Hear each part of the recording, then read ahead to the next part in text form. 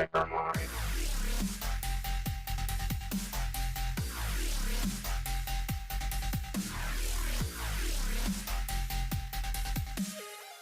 G'day fellow miners and welcome back to the Hypermine server. My name is Armitage and this is episode 7 in my Hypermine series. We have got a lot to cover today, a lot to cover. It's been a little while since I recorded anything. The record schedule and the upload schedule are very different, so you'll have to bear with me. But you remember last episode we made this with a skeleton spawner. I have finished it off by creating this little platform, little walkway down to it. I put in some turtles to kill the skeletons, and for some reason the server is quite laggy at the moment. I think somebody's doing something big time, so you'll just have to bear with all the silliness from that. So these turtles in the back here are automatically programmed to kill anything that falls on top of them. These skeletons are generally a 1 or 2 hit, and the program for these turtles is something written by Lone Wolf, one of the other guys on the server. And this turtle here picks up the XP and then it will enchant books with it. That's the little program I wrote. Pretty simple. Basically picks up the XP automatically. When it hits level 30, it picks up a book, enchants it, sends it back to this ME interface, which then puts it into the ME chest, stores it away. So that's a really nice setup. It's kind of hands-off, completely hands-off. I can turn this turtle off and gather XP manually by just standing to the left or right of it.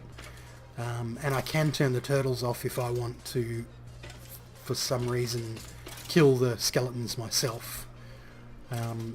This just through this redstone over here, and this block here is actually a lever, a camouflage lever, and this block here is a camouflage button which sets off the timer.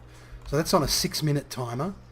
So I'll just every now and then I'll come across here and I'll pop that button and let it do its thing. What else? You can see. Maybe you can see witches and endermen falling down here and falling onto a filter to their death. Basically that is part of an auto spawner which I have set up, and this will automatically spawn endermen when my ender pearls drop below a certain level, and then it will automatically spawn witches when my redstone drops below a certain level. So this is essentially a redstone and ender pearl farm. Oop, we don't need to go back there. And that is controlled with the ME system, and boy, the server is really laggy today. We've been having some issues with lag and we need to actually look into it, but I'm going to go up here, up my little elevator, my arcane elevator, and we will go up to, this is sort of new. I've installed these industrial grinders, and I've installed a vacuum freezer as well, which hasn't really got any use just as yet, but will have. So if we go here, these are the controls for, actually we'll get up here. Maybe not. We'll get up here. These are the controls for the spawners. So basically there's an ME level emitter which will emit redstone once a particular item, in this case blaze rods 10,000, gets above that threshold. So this emits redstone when there's more than 10,000, which turns the spawners off. And the same for ender pearls, and the same for redstone, except I've got redstone set at 15,000. So I have a nice big buffer of redstone and ender pearls and blaze rods, which is good. If you remember, we set up the matter fabricator. I can't remember if I covered this in the last episode, but there's been a couple of little changes. A lot more engines, obviously, for a start, and I've added in a little bit more to the this energy conversion system. to give it a little bit of a boost of power. So right now it is receiving a bit over 2000 MJ. Like, it fluctuates quite badly, quite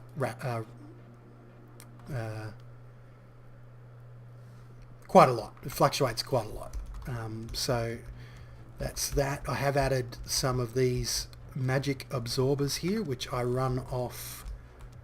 I run off these fellows here, and people are going to be quite amazed. But yes, I have like nearly 9 stacks of nether stars, due to the fact that I have the Wither Skull farm, and I also produce diamonds from ender pearls, and I can use this Tome of Alkahesh, a diamond, a nether star, 3 Wither Skulls and 3 glowing water, and I can create 2 nether stars, so I essentially double that nether star, and I've just left this automated to run like just endlessly basically. And all I then do is put some nether stars into this router, and the router will feed them evenly into these magic energy absorbers, and they will produce 10 million EU at 24 EU per tick, so it's they last for quite a long time. And I've just put 40 something in there, so they should get around about two each. So that's just a little bit of additional power to run the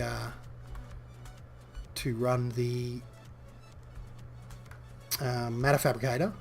I'm also using them to run some other machines. I've got some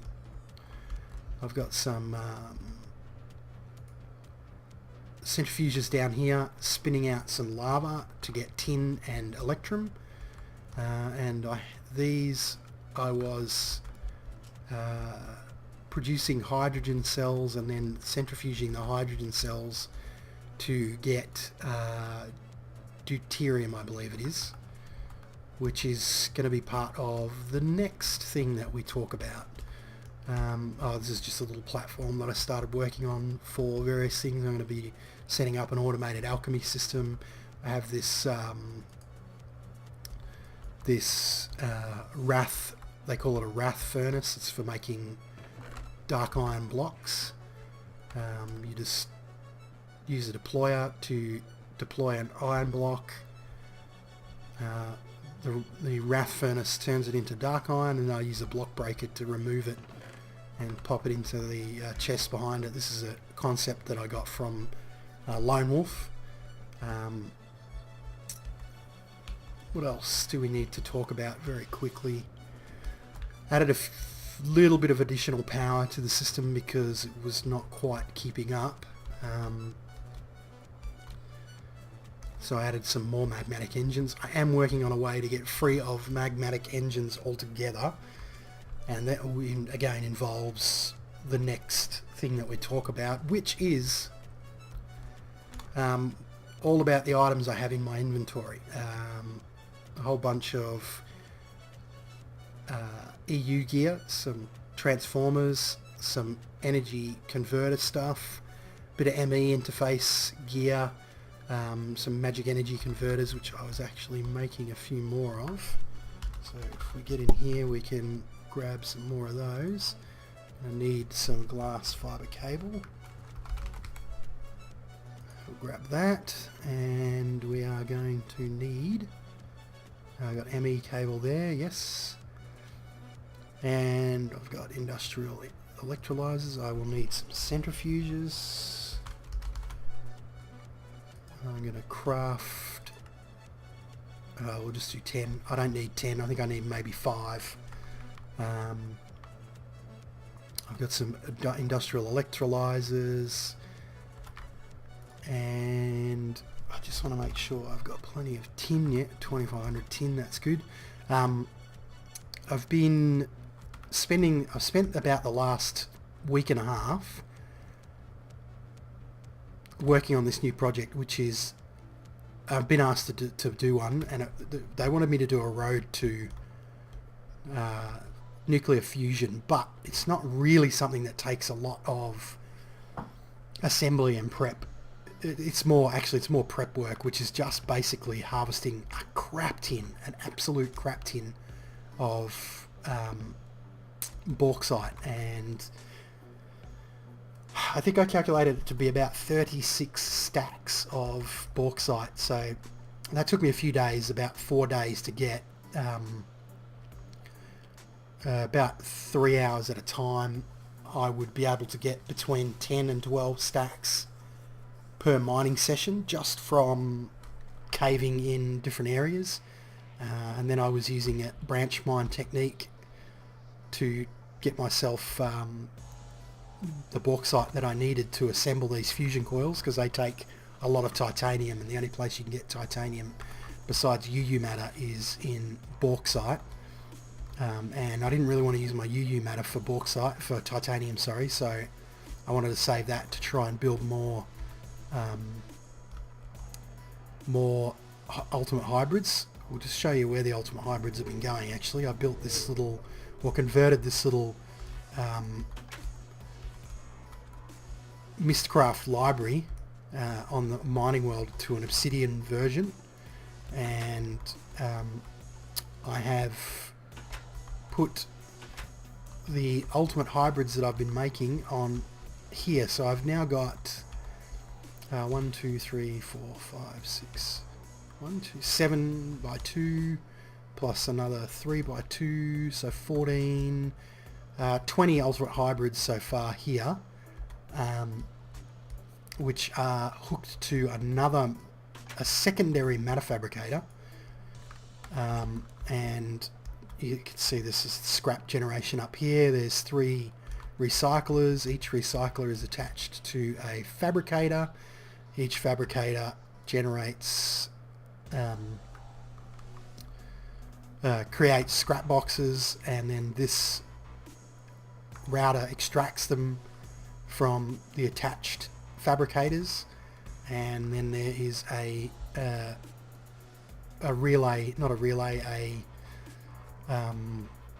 transposer that puts them into the matter fabricator.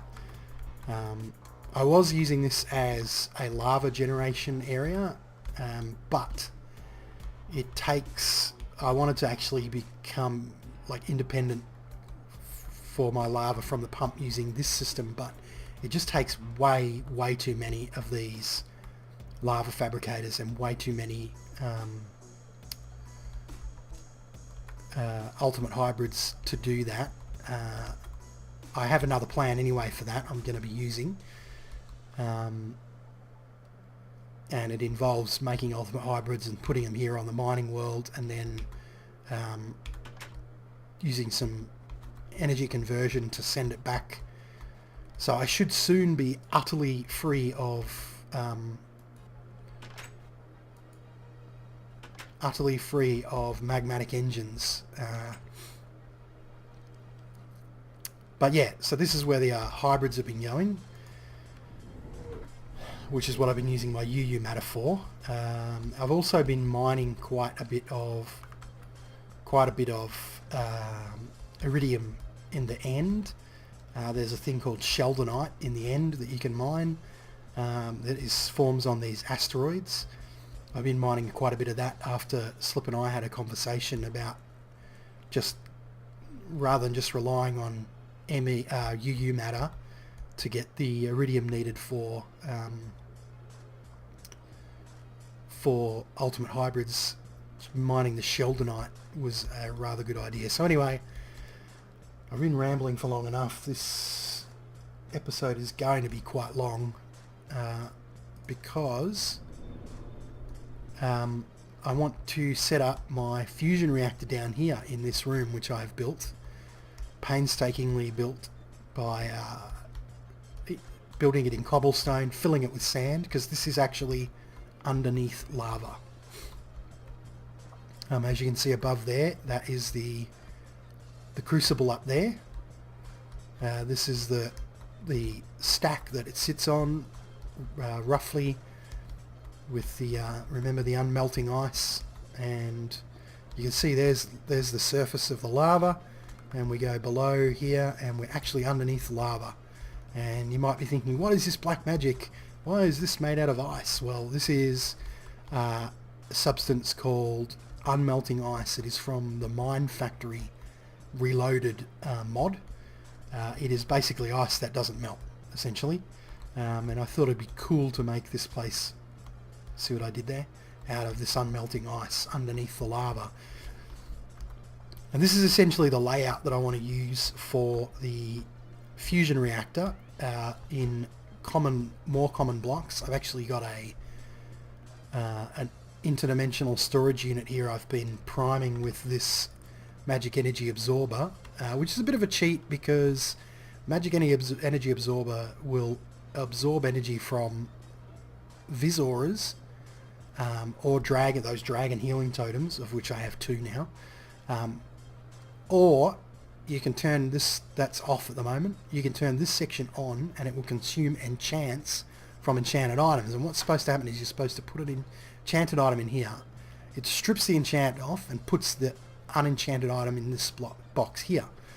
But this is a bit of a cheat, and no, bugger it, I don't feel guilty at all using it.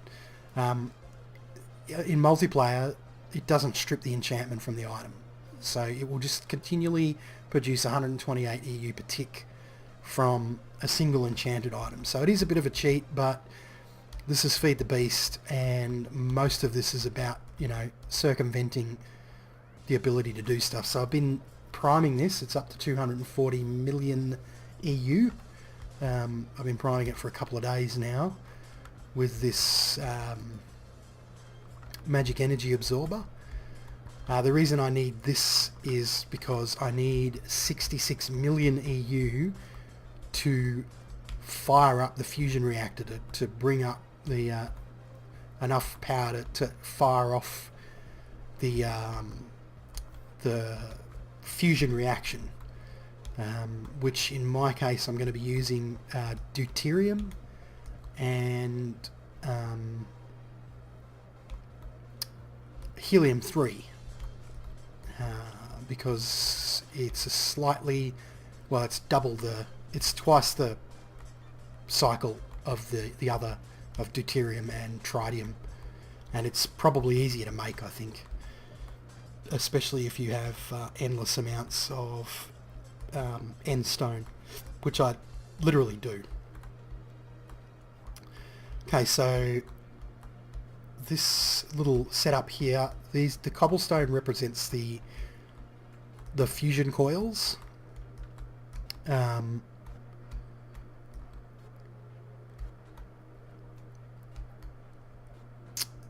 So this is the layout for the fusion coils. The iron block in the middle there, or steel block in the middle there, represents the fusion reactor.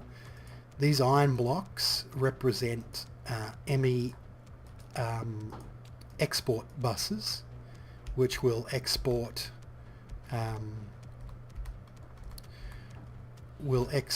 the helium-3 and deuterium into the fusion reactor from the ME network that I'm going to have down here. Then this represents a matter fabricator, and this represents another export bus, which will export scrap boxes into the matter fabricator. Then I'll have an import bus on the front here to extract the UU matter. These basalt cobble blocks represent super condensators. That's something else that I forgot to pick up out of the inventory upstairs. Super condensators, basically one of the very few things that can accept, and I don't think I need that one anymore, because I've figured out a way to get around it, that accept the output from a fusion reactor,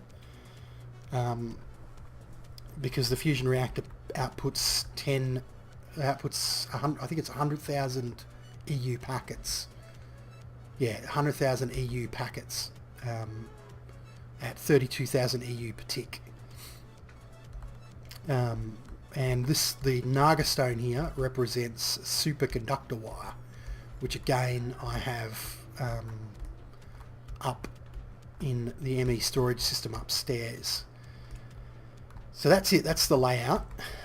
As you can see, what I might do is I might put that together now off camera and when I've done that I will come back. So see you on the other side. Okay, so this is the layout. Everything's in place. We've got our superconductor wire, we've got our 4 super condensators which are going to feed the matter fabricator, 32,700 and something EU per tick. I'm going to use all the power generated by the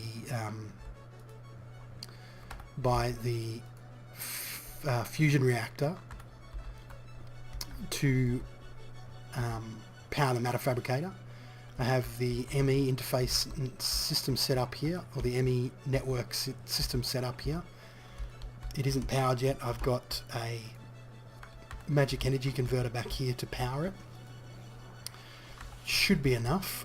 We might actually, do I have? I don't. We might actually go up and get some nether stars. Ugh. There we go.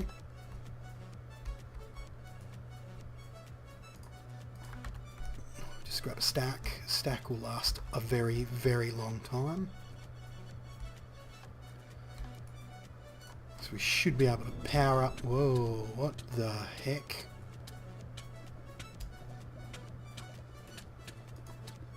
I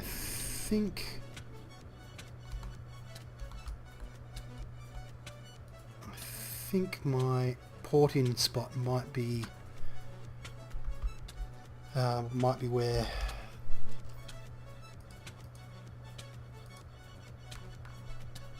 what can I get rid of? That and that. I think my port-in spot might be where I've put the ME stuff. So I'm going to have to go down this way.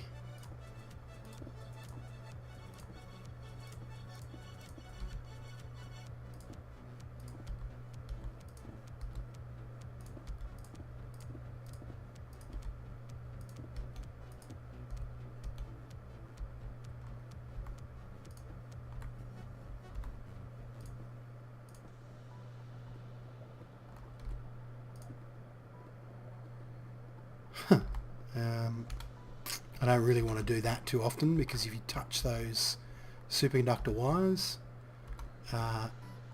you die, essentially. When they're live, that is. When they're live. Can I get rid of... Don't need that. And I don't think I need this other super condensator. I do really want that. I might just get rid of that for now so I can pick up this cobble, because I need to fill that hole in. Anytime you want to pick up the cobble.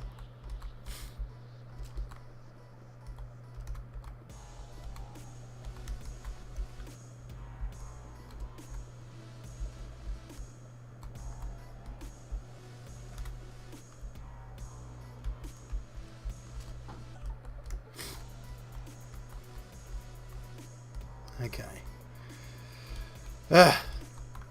So I need to move my book to here maybe,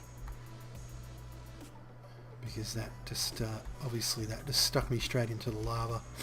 Now what did I come? I came to get some nether stars. So I'll put a stack in here. That'll last a very, very long time. And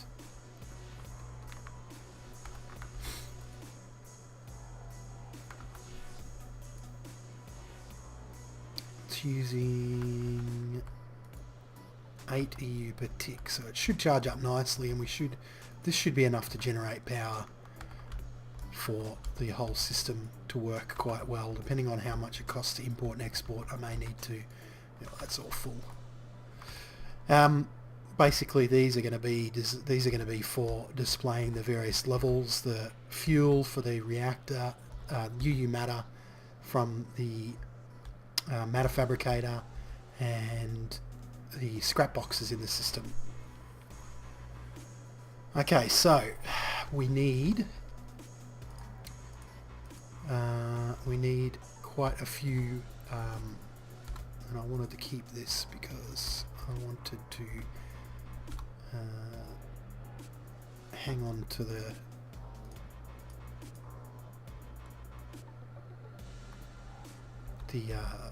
I wanted it to use it as scaffolding. So we have, I think I'll set it up here.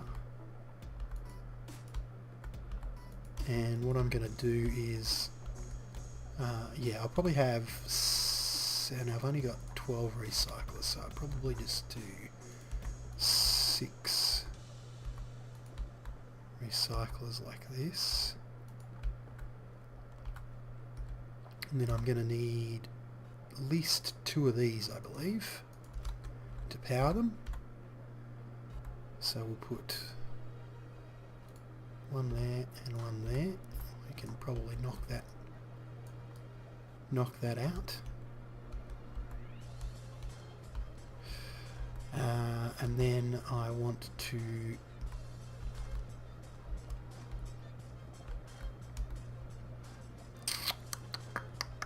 got to think about this.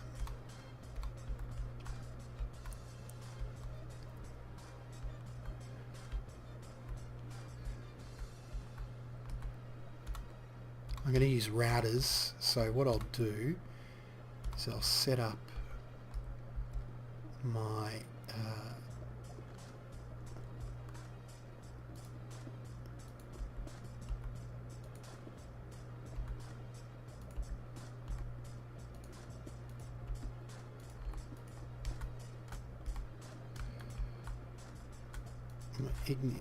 this is why I need to. It's going to be bad because I'm going to break some ice doing this.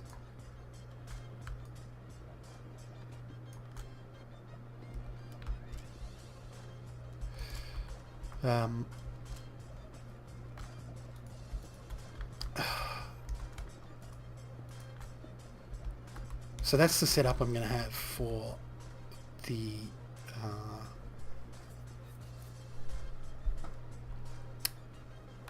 for generating cobblestone, and then I'll have a router here and then a router here underneath. I think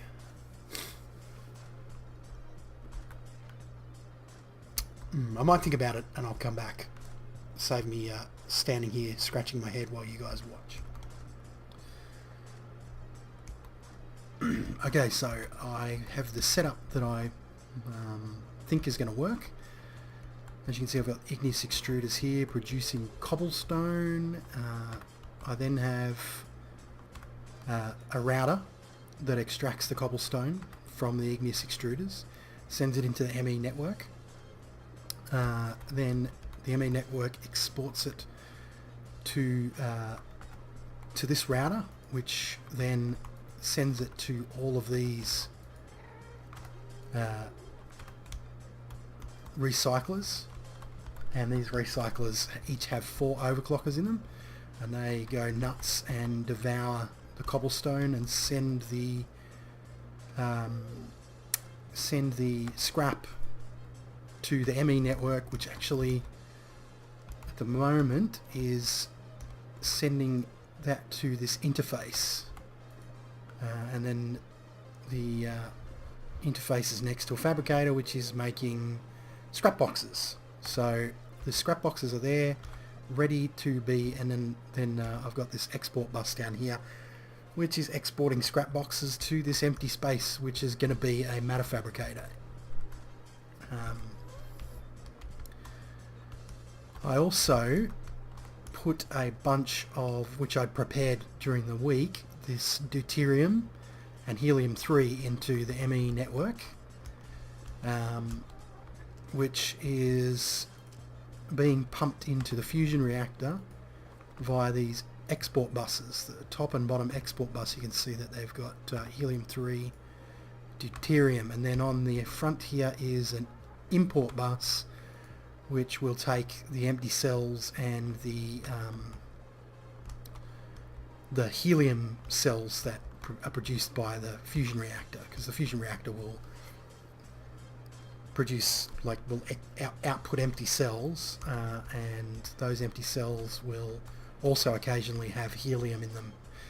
Over here is going to be where I'm going to put the processing unit to create the fuel for the system. I did have to add more magic energy converters, and you can see I've put nether stars into those. That's the only thing that's kind of slightly annoying about this. I may need to export nether stars from my other system to cover the power needs for these different systems here, but that won't be terribly hard. I'll just use again, I'll use routers, and I will use I just threw a bunch of very expensive fuel on the ground. I'll use routers and tesseracts to do that. Item tesseracts to send the stars to routers, which will then feed them to these energy converters. Oh, I'm just about to yawn there. But what I do want to do is I want to update these screens. They do look fairly similar, but you can tell the difference between deuterium and helium-3. Helium-3's got the white inner core, and I want to lock these so that they don't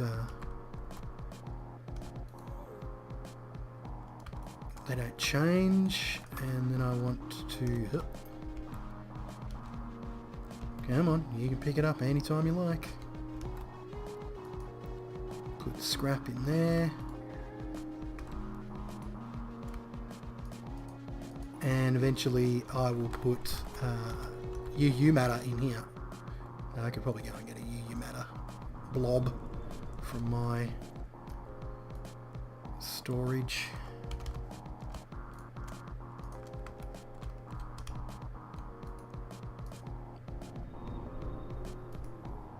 And UU matter, there we go. So that's the displays set up. And eventually, hopefully I'm producing enough. I should be producing enough scrap. I should be producing roughly one scrap box every 6 seconds, which is about what the matter fabricator will consume. But anyway, I think I'm going to call the episode here, guys. It's a very long episode already, probably in excess of 30 minutes easily.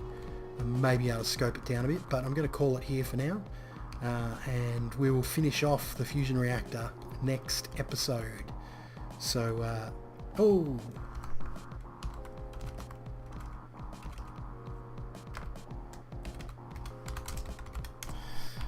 I missed him. Oh,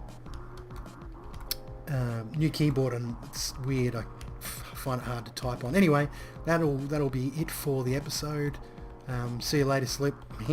I hope you guys enjoyed it. I hope you guys are getting into this fusion reactor stuff. And until next time, keep on digging.